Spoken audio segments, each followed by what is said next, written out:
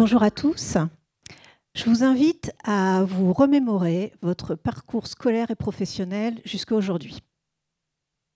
Combien de personnes autistes vous rappelez-vous avoir croisées au cours de votre parcours? Probablement très peu. Et pourtant, on estime qu'environ une personne sur 50 est autiste. Il y a 10 ans, j'ai entrepris une reconversion professionnelle en psychologie, à Rennes 2, moi aussi, je fais partie de l'équipe des reprises d'études. Et c'est au cours de cette reprise d'études que j'ai découvert la recherche inclusive, la recherche avec et pour les personnes concernées. J'ai été complètement enthousiasmée à tel point que l'année suivante, je me suis inscrite en thèse avec le projet de la réaliser dans ce cadre participatif autour de la thématique de l'orientation et de l'insertion socio-professionnelle des personnes autistes.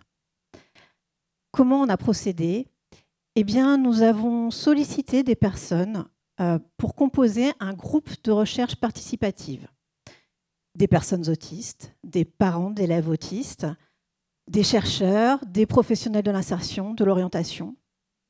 Au final, 6 à 8 personnes se regroupent à toutes les étapes du processus de recherche depuis le début de la thèse. Normalement, leurs noms vont être affichés.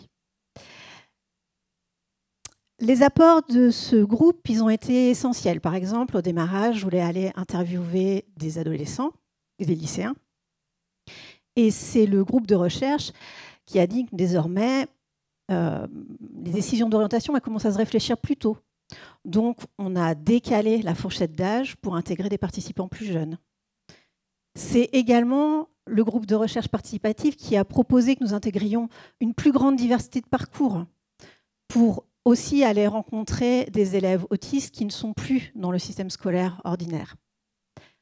Au final, nous avons interviewé 15 adolescents, leurs parents, des professionnels qui les accompagnent, et nous avons comparé les expériences des élèves autistes et des élèves non autistes.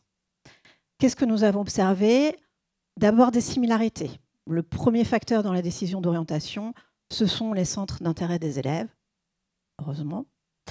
Le second, ce sont les notes qui font que les élèves et les enseignants peuvent limiter le choix des possibles, des choix d'orientation. Tous les élèves éprouvent les mêmes émotions dans cette période, d'inquiétude, du doute. Il y a ceux qui savent très précisément ce qu'ils veulent faire, ils ont peur de ne pas y arriver. Il y a ceux qui n'ont pas d'idée précise et qui craignent de s'engager dans une voie et de ne pas pouvoir en sortir ensuite. Et puis, notre étude révèle quand même des obstacles spécifiques pour les élèves autistes. Des difficultés d'adaptation dans les transitions, le passage en CP, le passage en 6e, en lycée, à l'université, tout ça, ce sont des marches qui peuvent être compliquées à franchir. Des aménagements qui sont demandés mais qui ne sont pas toujours mis en œuvre.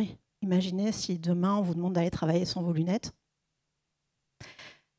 Une méconnaissance des troubles par les enseignants, parfois. Et puis, une prédétermination des choix d'orientation. Je pense à cette maman dont le fils est en Ulysse et qui me dit « Mais vous savez, nous, on ne reçoit même pas les mêmes papiers que les autres. Nous, les papiers pour l'orientation, c'est bien simple, il n'y a qu'une seule case à cocher, c'est CAP. » Alors, face à ces obstacles, qu'est-ce que ces familles mettent en œuvre comme levier ?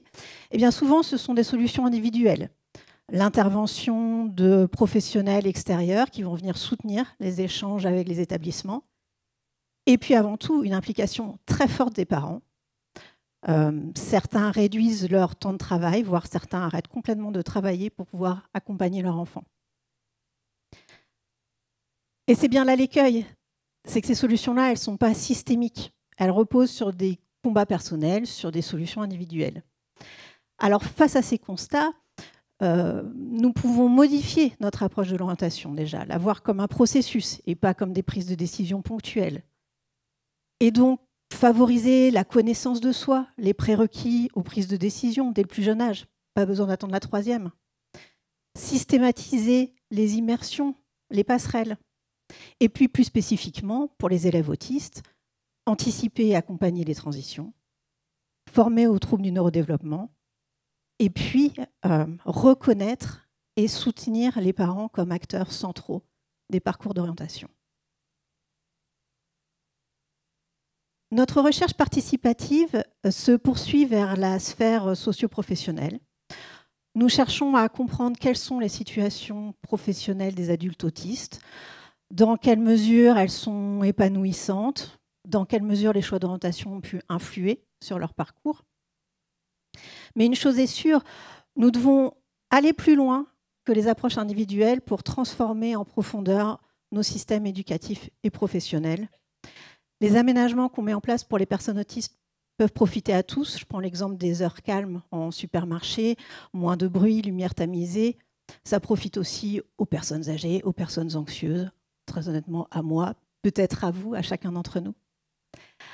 Alors, je vais vous laisser sur cette question.